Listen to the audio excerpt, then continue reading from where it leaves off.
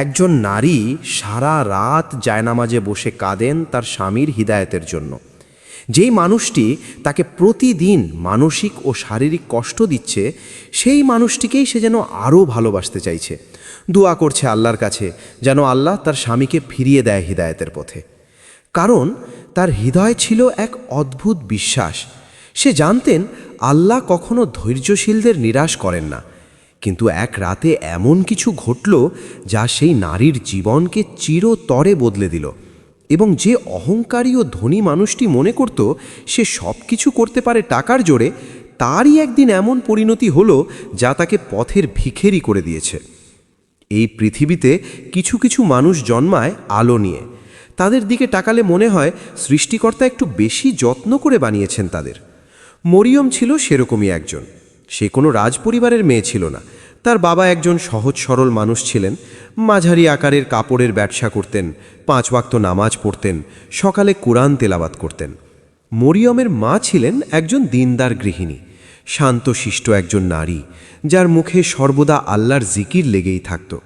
এই পরিবারের মাঝে মরিয়ম বড় হয়েছিল। ছোটবেলা থেকেই সে কিছুটা আলাদা ছিল। যখন অন্য মেয়েরা গল্পে আড্ডার মেতে থাকত, মরিয়ম ডুবে থাকত কুরআনের পাতায়। যখন অন্যরা হইহুল্লোড়ে ব্যস্ত থাকত, মরিয়ম ব্যস্ত থাকত জায়নামাজে। তার চেহারায় একটা স্নিগ্ধতা ছিল, সেই স্নিগ্ধতা যা শুধু আল্লাহর প্রিয় বান্দাদের মুখেই দেখা যায়। পাড়ার লোকজন বলতো মরিয়মের চেহারা ও হাসিতে আল্লাহর বরকত আছে। সে সত্যি তাই ছিল। তার বয়স যখন 20 বছর, তখন তার বাবার কাছে একটি বিয়ের প্রস্তাব এলো। প্রস্তাবটা এসেছিল এক বড় ব্যবসায়ীর পক্ষ থেকে। পাত্রের নাম ছিল রাশেদ। বয়স 26 কি 27 হবে। শহরে তার বাবার নাম করা ব্যবসা। রাশেদ নিজেও ব্যবসায় নেমেছে। টাকা পয়সা আছে ঢের। দূর থেকে সব কিছু ভালোই মনে হচ্ছিল। কিন্তু মরিয়মের বাবা যখন প্রস্তাবটা শুনলেন, তার মনে একটু ইতস্তত বোধ করছিলেন। তিনি রাশেদের সম্পর্কে খোঁজ খবর নিতে গেলেন। কেউ কেউ বলল ছেলেটা একটু উড়নচণ্ডী, কেউ বলল বয়সের দোষ, বিয়ের পরে ঠিক হয়ে যাবে। এই কথাটা অনেকেই বিশ্বাস করে, বিয়ের পরে সব ঠিক হয়ে যাবে। পাড়া প্রতিবেশী, আত্মীয় স্বজন সবাই বললেন এ তো ভালো প্রস্তাব, না করা ঠিক হবে না। এরকম প্রস্তাব সবসময় আসে না। ছেলেদের এত টাকা পয়সা, মেয়ে সুখেই থাকবে। মরিয়মের বাবা ভাবলেন সত্যিই তো, ছেলেদের এত টাকা পয়সা, তার মেয়ে সুখেই থাকবে, এইটুকুই তো তাদের চাওয়া। কিন্তু টাকা পয়সা কি সত্যি প্রকৃত সুখ দেয়? কিন্তু মরিয়মের বাবা একটা জিনিস ভুলেই গিয়েছিলেন। আল্লাহর রাসূল সাল্লাল্লাহু আলাইহি ওয়াসাল্লাম বলেছেন, তোমরা দিনদার ব্যক্তির কাছে বিবাহ দাও। যদি তা না করো তাহলে পৃথিবীতে ফিতনা ও বড় বিপর্যয় দেখা দেবে। সুনান ইবনে মাজাহ 1967। সেদিন মরিয়মের বাবার এই হাদিসের কথা আর মনেই পড়ল না। মরিয়মকে ডেকে বললেন, মা, একটা ভালো প্রস্তাব এসেছে। ছেলেরা অনেক ধনী, ছেলেদের নিজেদের বড় ব্যবসা। এই পরিবারে বিয়ে হলে তুই ভালোই থাকবি। মরিয়ম একটু চুপ করে রইল। তারপর শুধু বলল, বাবা, আপনি যদি মনে করেন ভালো, তাহলে আমি রাজি।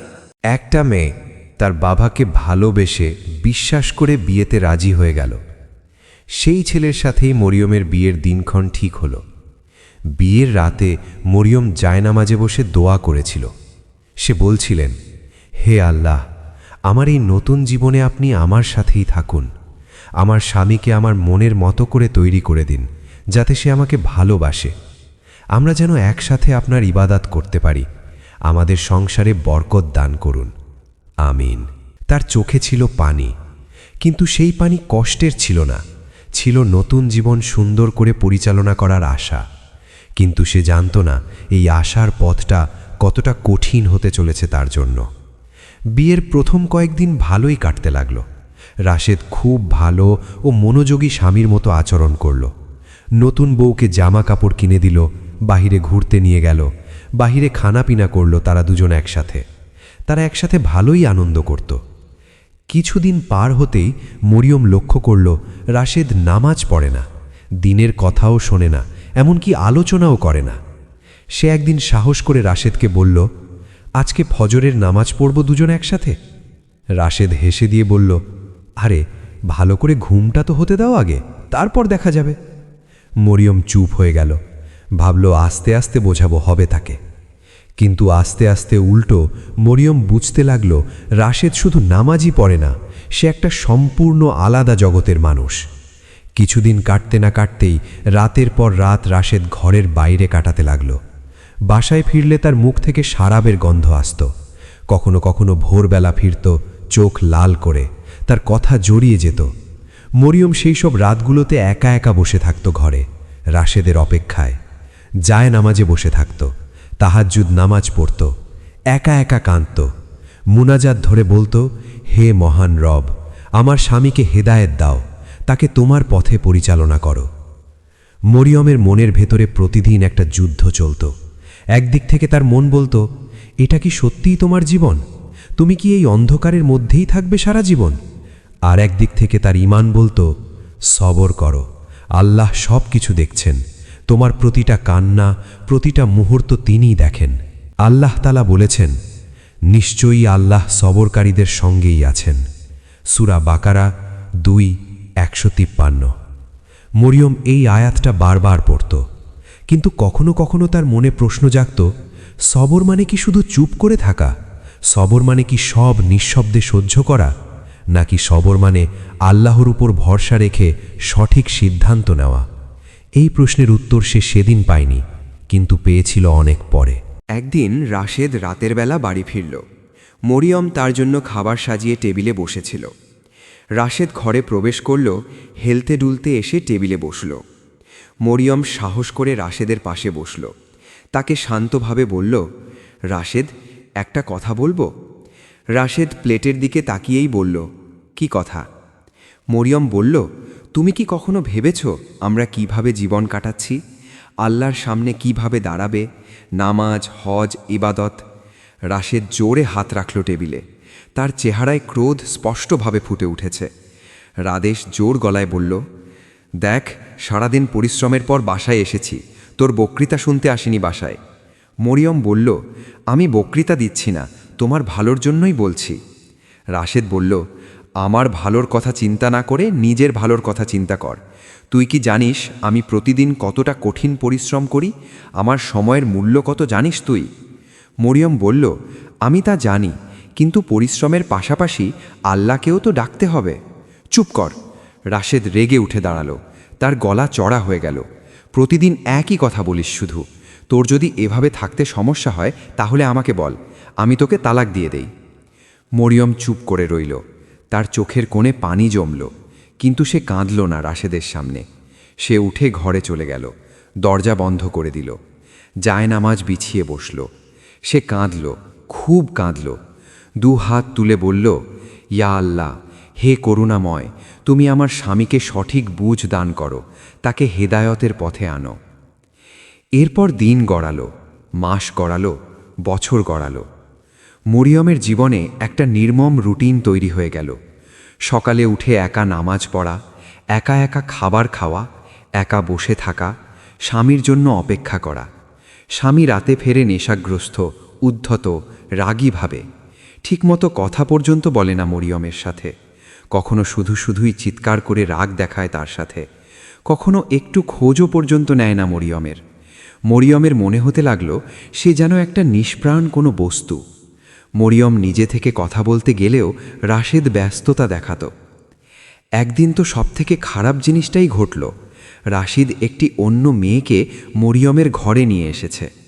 মরিয়ম জিজ্ঞাসা করল, কে এই মেয়ে? রাশেদ রাগান্বিত হয়ে বলল, ও আমার বন্ধু।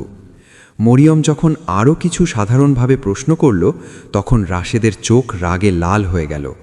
সে এগিয়ে এলো মরিয়ম দিকে, খুব জোরে একটি চর বসিয়ে দিল মরিয়মের গালে। মরিয়ম কিছুটা দূরে সরে গেল। রাশেদ জেরে গলায় বলে উঠল, তুই আমাকে জিজ্ঞাসাবাদ করছিস? আমি কি তোর খাই না পড়ি যে তোকে কৈফিয়ত দেব? আমাদের মতো ধনী ছেলেদের কাছে এই সমস্ত সাধারণ বিষয়। আজ থেকে এই সব দেখার অভ্যেস করে নে, আর সব সময় চুপ থাকবি।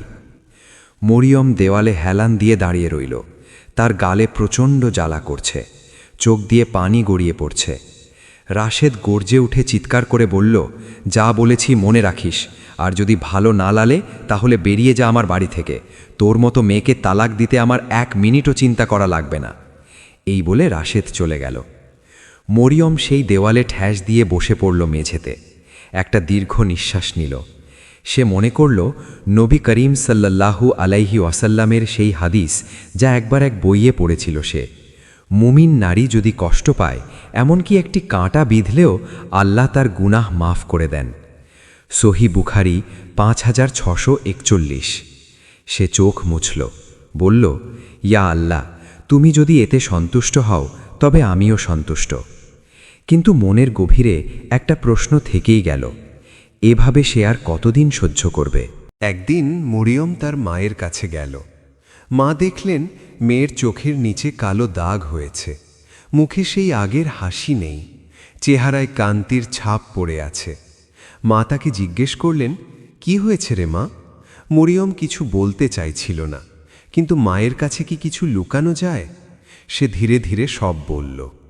মা চুপ করে শুনলেন, তার চোখ দিয়ে পানি গড়িয়ে পড়ল। সব শুনে মরিয়মের মা বললেন, মারে, তুই এইগুলো আমাদের আগে বলিসনি কেন? মরিয়ম বলল, বাবা শুনলে কষ্ট পাবেন, তাই তোমাদের কিছুই জানাইনি। মা মরিয়মকে বুকে টেনে নিলেন।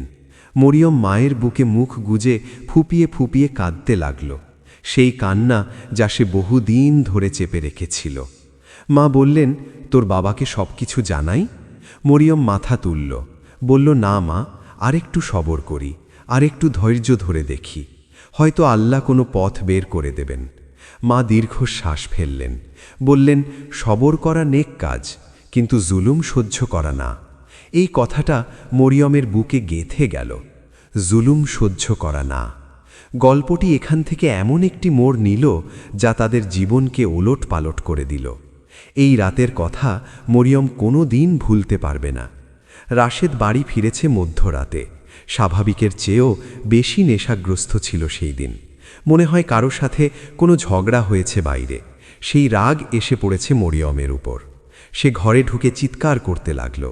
মরিয়ম শান্তভাবে বলল, রাশেদ, তুমি আজকে খুব ক্লান্ত আছো, শান্ত হয়ে বিশ্রাম নাও। রাশেদ চিৎকার করে বলল, চুপ কর, তুই আমাকে শেখাতে এসেছিস? মরিয়ম বলল, না, আমি তো শুধু বলছি। রাশেদ এগিয়ে এলো, মরিয়মের বাহু চেপে ধরল, জোরে ধাক্কা দিয়ে মেঝেতে ফেলে দিল। তারপর চর, লাথি, ঘুষি নির্মমভাবে আঘাত করতে লাগল মরিয়মের শরীরে। মরিয়ম তাকে ছেড়ে দেওয়ার অনেক আকুতি করল, কিন্তু রাশেদ সে যেন আরও ক্ষিপ্ত হতে লাগত। একটা সময় রাশেদ ক্লান্ত হয়ে থামব। মেঝেতে পড়ে থাকা মরিয়ম তাকালো রাশেদের দিকে। রাশেদের চোখে কোনো অনুশোচনা নেই। সে উল্টো আরও বলল, দূর হ আমার চোখের সামনে থেকে, আর আমার ধারের কাছেও যেন না দেখি তোকে। মরিয়ম ব্যথা শরীর নিয়েই ধীরে ধীরে উঠল। সে কিছু বলল না, শুধু অঝরে তার চোখ দিয়ে পানি গড়িয়ে পড়ছিল। সে কোনো রকম হেঁটে হেঁটে অজু করে নিল, জায়নামাজ বিছিয়ে দাঁড়িয়ে পড়ল। সূরা ফাতেহা পড়তে গিয়ে তার গলা আটকে গেল। সে কাঁদতে লাগল নামাজের মধ্যে, সিজদায় পড়ে কাঁদল। নামাজ শেষ করে মোনাজাতে হাত তুলে বলল, হে আল্লাহ, আমি আর এই কষ্ট সহ্য করতে পারছি না। তুমি বলো আমাকে এখন আমার কি করা উচিত? তুমি কি চাও আমি এই জুলুম সহ্য করতে থাকি, নাকি তুমি আমার জন্য অন্য কোনো পথের ব্যবস্থা করেছ? তুমি আমাকে সঠিক পথ দেখিয়ে দাও মালিক, আমি আর সহ্য করতে পারছি না। মরিয়মের চোখ বেয়ে পানি গড়িয়ে পড়ল জায়নামাজে। মরিয়ম জায়নামাজেই শুয়ে রইল। সেই রাতে মরিয়মের জেহেনে একটি আধ্যাত্মিক আলো এলো। আল্লাহর সেই কালাম মনে পড়ে গেল, যদি তোমরা আলাদা হয়ে যাও তাহলে আল্লাহ তার অনুগ্রহে প্রত্যেককে স্বনির্ভর করে দেবেন। সূরা নিসা 4:130। মরিয়ম উঠে বসল, মুখের পানি মুছল, আরেকটি কঠিন সিদ্ধান্ত নিল।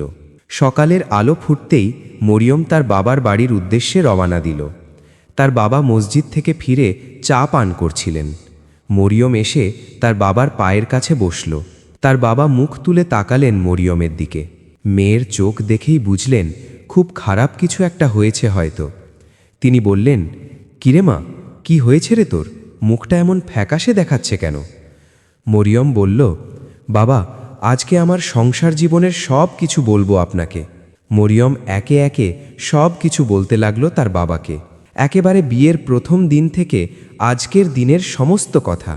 সব শুনে তার বাবার শরীর যেন শীতল হয়ে গেল। তার মনে হচ্ছিল সে খুব বড় অন্যায় করে ফেলেছে এই রকম একটি বেঈমানদার ছেলের সাথে তার মেয়েকে বিয়ে দিয়ে। সে করুণ কণ্ঠে বলল, এত কষ্ট হয়েছ তোর সেখানে, তবুও তুই এতদিন কিছু বলিসনি কেন আমাদের? মরিয়ম বলল, আপনাকে কষ্ট দিতে চাইনি বাবা, ভেবেছিলাম সে বদলে যাবে, কিন্তু মনে হচ্ছে দিন দিন সব কিছু আরও হাতের নাগালের বাহিরে চলে যাচ্ছে, হয়তো আর কিছুই ঠিক হবে না বাবা। মরিয়মের বাবার চোখ পানিতে ভিজে যাচ্ছিল, কিন্তু সেই পানি আড়াল করল মেয়ের কাছ থেকে। একজন বাবার জন্য এর চেয়ে কঠিন মুহূর্ত আর কি হতে পারে? নিজের হাতে মেয়েকে কষ্টের মধ্যে দিয়ে এসেছিলেন তিনি শীতলভাবে বললেন, মা, এখন তুই কি চাস? মরিয়ম কান্না ভেজা কণ্ঠে বলল, বাবা, আমি তালাক চাই। আমি অনেক চেষ্টার পরেও আর ফিরিয়ে আনতে পারছি না রাশেদকে। বাবা চোখ বন্ধ করলেন, দীর্ঘ নিঃশ্বাস নিলেন, তারপর বললেন, ঠিক আছে মা, তোর যেমন ইচ্ছা তাই করব আমরা। অতঃপর তালাকের কথা জানানো হলো রাশেদকে। রাশেদ শুনে খুব করে হাসল। সে বলল, আমি বলেছিলাম না ভালো না লাগলে চলে যেতে, আর তোদের মতো মেয়েদের সংসার না করাই ভালো। তারপর হয়তো রাশেদের মনের কোনো কিছু একটা নাড়া দিল, সে একটু থামল, তারপর আবার বলে উঠল, যেতে চাইলে যা, তোর মতো মেয়ে আমি 10টা পাব। মরিয়ম শুধু চুপ করে কথাগুলো শুনল। শেষে শুধু বলল, দোয়া করি আল্লাহ তোমাকে হেদায়েত দান করুক। শুধু এটুকুই বললেই সে বের হয়ে গেল। বাড়ির বাইরে মরিয়মের বাবা দাঁড়িয়েছিলেন। মরিয়ম বের হয়ে এলে তারা দুজন হাঁটতে লাগলেন। পেছনে রইল একটা ঘর, চকচকে, দামি, কিন্তু ভেতরে একেবারে শূন্য। মরিয়ম একবারও পেছনে ফিরে তাকালো না। এরপরে নিয়মমাফিক তাদের তালাক হয়ে গেল।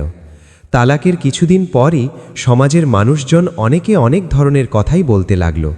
কেউ বলল, মেয়েটা সংসার টিকাতে পারল না।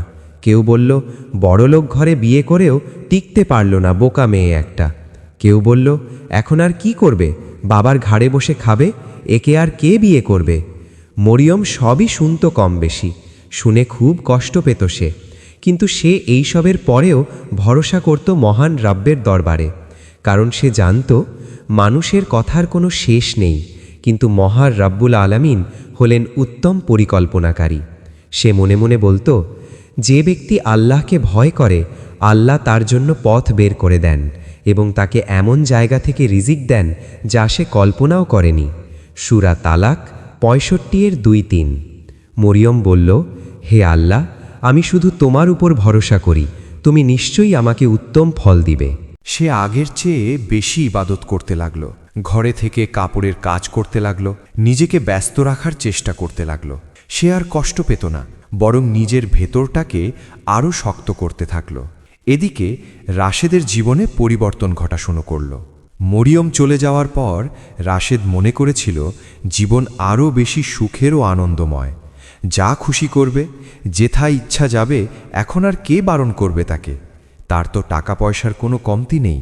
এরকম অনেক মেয়ে পাবে সে জীবনে। কিন্তু ধীরে ধীরে তার জীবনে আধার নামতে শুরু করল। প্রথমে তার ব্যবসায় বড় একটি ধাক্কা এলো। এক বড় চুক্তিতে প্রতারিত হলো সে। লাখ লাখ টাকার ক্ষতি হলো তার। তারপর নেশার কারণে শরীরে বাসা বাঁধতে শুরু করেছে নানা রকমের জটিল ও কঠিন রোগ। ডাক্তার দেখানোর পরে রিপোর্ট এলো, লিভারে গুরুতর সমস্যা হয়েছে, কিডনিতেও খুব বড় জটিলতা ধরা পড়েছে। দীর্ঘদিনের অনিয়ম ও নেশার ফলে এরকম হয়েছে। এসব শুনে রাশেদ হেসে বলল, এই সকল রোগ টাকা দিয়ে সারিয়ে নেব, প্রয়োজনে দেশের বাহিরে ডাক্তার দেখাবো। কিন্তু চিকিৎসায় টাকা খরচই হতে লাগল। শরীরের কোনো উন্নতি হচ্ছিল না। এদিকে ব্যবসার দ্বিতীয়বারের মতো ধাক্কা এলো।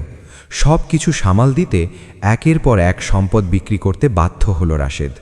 তার যে বন্ধুরা তার টাকায় ফুর্তি করত, আজ তারা একে একে সরে যেতে শুরু করছে।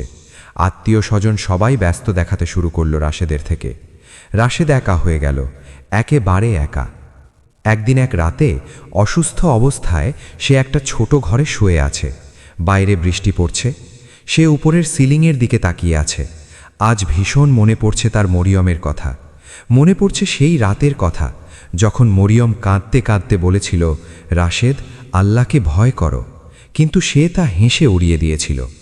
আজ সেই হাসির কথাগুলো মনে পড়তে লাগলো রাশেদের। তার চোখের কোণে পানি জমেছিল, সে কেঁদেই ছিল। অনেক দিন পর সে এভাবে কাঁদছে। রাশেদ বলল, আল্লাহ, আমি অনেক ভুল করেছি, কিন্তু ততদিনে ক্ষতি যা হওয়ার তা হয়ে গেছে। আল্লাহ তাআলা বলেছেন, তারা যখন আমার শাস্তি দেখল তখন বলল, আমরা এক আল্লাহতে ঈমান আনলাম, কিন্তু তখন তাদের ঈমান কোনো কাজে এলো না। সূরা গাফির 40-84। মরিয়মের তালাকের প্রায় 1 বছর পরের কথা। সে এখন স্থির, শান্ত, আগের চেয়ে অনেক বেশি ঈমানি শক্তিতে ভরপুর। একদিন তার বাবা তাকে ডেকে বললেন, মা, তোকে একটা কথা বলতে চাই। মরিয়ম বলল, বলুন বাবা। বাবা একটু ইতস্তত করে বললেন, একটা বিয়ের প্রস্তাব এসেছে। মরিয়ম চুপ করে রইল। বাবা আবার বললেন, ছেলেটা খুব বেশি ধনী না, একেবারে সাধারণ একজন মানুষ। কিন্তু কি বাবা? বাবা বললেন, 5 ওয়াক্ত নামাজ পড়ে, মসজিদে নিয়মিত যায়, মানুষজন তার সম্পর্কে ভালোই বলেছে, আমি নিজেও ছেলেটিকে চিনি। মরিয়মের মনে হলো এই কথাগুলোই যেন এতদিন শোনার অপেক্ষা ছিল সে। একজন নামাজি আল্লাহ ভীরু মানুষের কথা। ধনী গরিব ছোট বড় এই শব্দগুলো আর তার মনকে টানে না। যে মানুষ আল্লাহর সামনে মাথা নত করে সে তো পৃথিবীর সবচেয়ে সম্মানিত। সে বাবাকে বলল, বাবা, যে ছেলে যদি গরিবও হয় তাতে কোনো সমস্যা নেই, তবে সে যদি সত্যিই ধার্মিক না হয় তাহলে আমার আপত্তি আছে, আর যদি সত্যিই আল্লাহ ভীরু হয় তাহলে আমার কোনো আপত্তি নেই। মেয়ের কথা শুনে বাবা হাসলেন। অনেক দিন পর সে এতটা আনন্দিত হলেন। ছেলেটার নাম ইউসুফ। সে একটি ছোট দোকান চালায়। সকালে উঠে ফজরের নামাজ পড়ে দোকান খোলেন। জোহরের আজান হলে দোকান বন্ধ করে মসজিদে যায়, আবার ফিরে আসে দোকানে। সন্ধ্যায় নামাজ শেষ করে বাড়ি ফেরেন। সাদাসিধে জীবন তার, কিন্তু আল্লাহ ও নবীর নিয়মে গোছানো। মরিয়মের বাবা তাকে দেখলেন, তার সাথে কথা বললেন, মসজিদের ইমাম সাহেবের কাছ থেকেও খোঁজ নিলেন। সবাই একই কথা বলল, ইউসুফের মতো নাকি পরহেজগার ছেলে হয় না। মরিয়মের বাবা বিয়ের তারিখ ঠিক করলেন। বিয়ের আগের রাতে মরিয়ম মোনাজাতে আল্লাহকে বলল, হে আল্লাহ, প্রথমবার আমি কষ্ট পেয়েছিলাম, তুমি তা জানো, কিন্তু সেই কষ্টের মধ্য দিয়ে তুমি আমাকে মুক্তি দিয়েছ, আমাকে মজবুত করেছ। এইবার তোমার উপর ভরসা রেখে নতুন জীবনের পথে হাঁটতে যাচ্ছি। হে আল্লাহ, তুমিই তো উত্তম পরিকল্পনাকারী। তারপর বিড়বিড় করে সূরা তাওবার একটা আয়াত পড়লেন। আল্লাহ মুমিন পুরুষ ও মুমিন নারীদের সাথে ওয়াদা করেছেন এমন জান্নাতের যার নিচে দিয়ে নহর প্রবাহিত হয়, সেখানে তারা চিরকাল থাকবে। সূরা তাওবা 9-72। সে ফিক করে হাসল। এই হাসিটা ছিল আল্লাহর প্রতি শুকরিয়ার, ছিল নতুন জীবনকে ঘিরে আশার আলোর। বিয়ের প্রথম রাতে ইউসুফ মরিয়মকে বলল, আমি তোমাকে অনেক বেশি কিছু হয়তো দিতে পারবো না, আমার বড় বাড়ি নেই, গাড়ি নেই, ধন দৌলতও নেই, কিন্তু একটা কথা দিতে পারি, তোমাকে কখনো কষ্ট দেব না, আল্লাহকে সাক্ষী রেখে বলছি।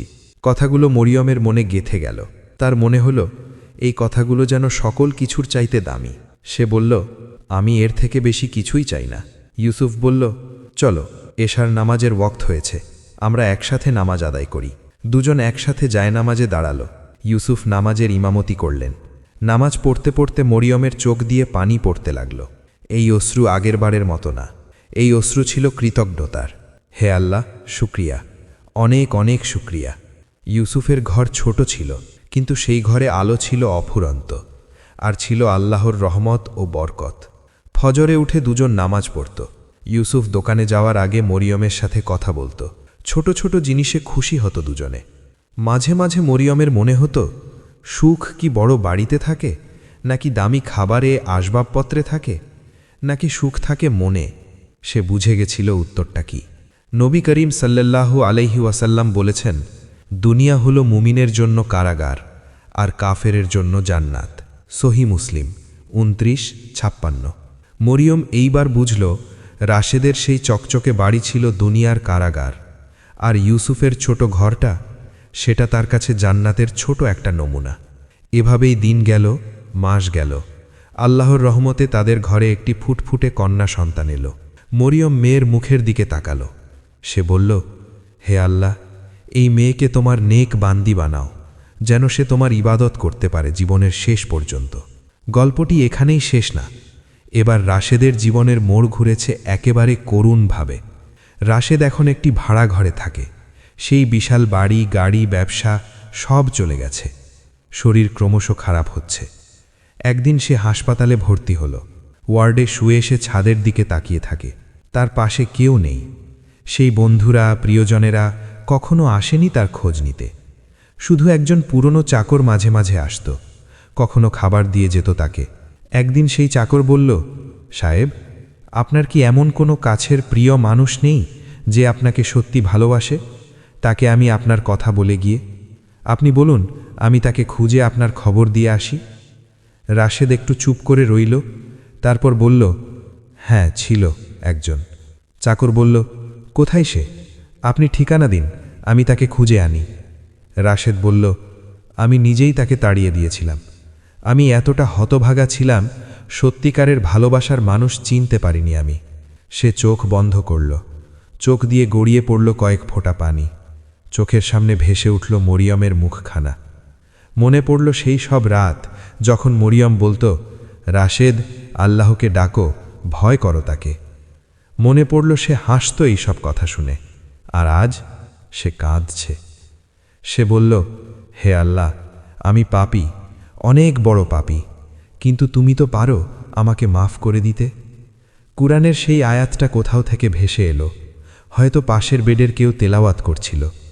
বলুন, হে আমার বান্দারা, যারা নিজেদের ওপর অত্যাচার করেছ, আল্লাহর রহমত থেকে নিরাশ হয়ো না। নিশ্চয়ই আল্লাহ সমস্ত গুনাহ মাফ করেন। সূরা জুমার 39-53। রাশেদ কাঁদতে লাগল। হয়তো তার তওবা সত্যিকারের ছিল, হয়তো আল্লাহ তাকে মাফ করেছেন, সেটা একমাত্র আল্লাহই জানেন। কিন্তু দুনিয়ার ক্ষতি, সেটা যা হবার তা হয়ে গেছে। সোনার মতো যে জীবন ছিল, সে নিজের হাতে ছাইয়ে পরিণত করেছে। মরিয়ম জানে না রাশেদ এখন কোথায়, তার জানার দরকারও নেই। সে তার নতুন জীবনে সুখী। ছোট সংসার, পরিষ্কার পরিচ্ছন্ন গোছালো, ইউসুফের ভালোবাসা, সন্তানের হাসি, আল্লাহর অশেষ রহমত, সব কিছু মিলিয়ে মরিয়ম ভালোই আছে। এভাবে অনেকটা বছর পার হয়ে গেল। মরিয়মের চুলে পাক ধরেছে, তাদের মেয়ে বড় হয়ে গেছে। ইউসুফের ছোট ব্যবসা কিছুটা বড় হয়েছে, খুব বেশি না হলেও তা যথেষ্ট ছিল। একদিন রাতে ঘুমানোর আগে ইউসুফ বলল, মরিয়ম, একসাথে এতটা বছর পার করলাম আমরা, তুমি কি আমার সাথে সুখী? মরিয়ম মৃদু হেসে বলল, হ্যাঁ, আলহামদুলিল্লাহ, অনেক সুখী আমি। ইউসুফ বলল, কেন? মরিয়ম একটু ভেবে বলল, কারণ আমরা একসাথে আল্লাহর ইবাদত করি। আপনি আমাকে কোনো কিছুতে কষ্ট দেন না। আমাদের ঘরে আল্লাহর নাম নেওয়া হয় সব সময়, আর আপনি আমাকে অনেক ভালোবাসেন। এর চেয়ে বেশি সুখ আর কী বা হতে পারে বলুন? ইউসুফ তার হাত ধরে বলল, আমি আল্লাহর কাছে শুকরিয়া জানাই সব সময়, কারণ তিনি আমার জীবনে তোমার মতো একজন নেককার স্ত্রী দিয়েছেন। মরিয়ম বলল, আমিও শুকরিয়া জানাই মহান রবের দরবারে, আপনার মতো স্বামী দিয়েছেন তিনি। বাইরে রাত গভীর হয়েছে, ঘরের ভেতরে একটা আলো জ্বলছে, ছোট্ট একটা আলো, কিন্তু এই আলো অন্ধকারকে ঢেকে দিতে যথেষ্ট ছিল। এই গল্প কোনো একটি মানুষের নয়, এই গল্প হাজারো মরিয়মের, যারা ঘরের কোণে বসে একা কাঁদে, যারা জায়নামাজে সিজদা করে বলে, হে আল্লাহ, আর পারছি না, যারা সমাজের ভয়ে কথা বলে না, যারা ভয় পায় মানুষ কি বলবে। এই গল্প তাদের জন্য, এই গল্প তাদেরও জন্য, যারা রাশেদের মতো, যারা মনে করে টাকা আছে, শক্তি আছে, যা ইচ্ছে করব। তাদের জন্য আল্লাহর এই সতর্কবাণী। তুমি কি ভেবেছ যে আমি তোমাকে অহেতুক সৃষ্টি করেছি আর তুমি আমার কাছে ফিরে আসবে না? সূরা মুমিনুন 23-15। দর্শক, আপনি যদি এই ভিডিওটি দেখে থাকেন এই পর্যন্ত, তাহলে একটু থামুন, একটু ভাবুন, আপনার জীবনে কি এমন কেউ আছে যাকে আপনি কষ্ট দিচ্ছেন? আল্লাহ তাআলা প্রতিটা অশ্রু দেখেন, প্রতিটা কষ্ট দেখেন।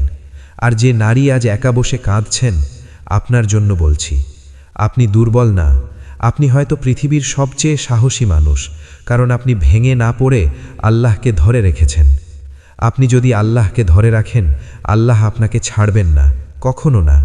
আর যারা অত্যাচার করছে, মনে রেখো, মজলুমের দোয়া আর আল্লাহর মাঝে কোনো পর্দা নেই। নবী করিম সাল্লাল্লাহু আলাইহি ওয়াসাল্লাম বলেছেন, মজলুমের বদদোয়াকে ভয় করো, কারণ মজলুমের এবং আল্লাহর মাঝে কোনো পর্দা নেই। সহিহ বুখারী 1496। আপনার স্ত্রীর প্রতিটা নিঃশ্বাস আল্লাহ শুনছেন, তার প্রতিটা কান্না আল্লাহ দেখছেন। আপনি হয়তো আজ ভাবছেন, কে দেখছেন? সে দেখছেন, যিনি দেখেন, শোনেন এবং হিসাব রাখেন। সেদিন আপনি পার পাবেন না। আল্লাহুম্মা আজিরনা মিনান নার। হে আল্লাহ, আমাদের জাহান্নামের আগুন থেকে রক্ষা করুন। আর যারা কষ্টে আছেন, আল্লাহ তাদের রহম করুন। আমিন। ভিডিওটি যদি আপনার হৃদয়ে একটু হলেও নাড়া দিয়ে থাকে, তাহলে আমাদের ইসলামিক স্টোরিজ ইন বাংলা চ্যানেলটি সাবস্ক্রাইব করুন এবং গল্পটি শেয়ার করুন।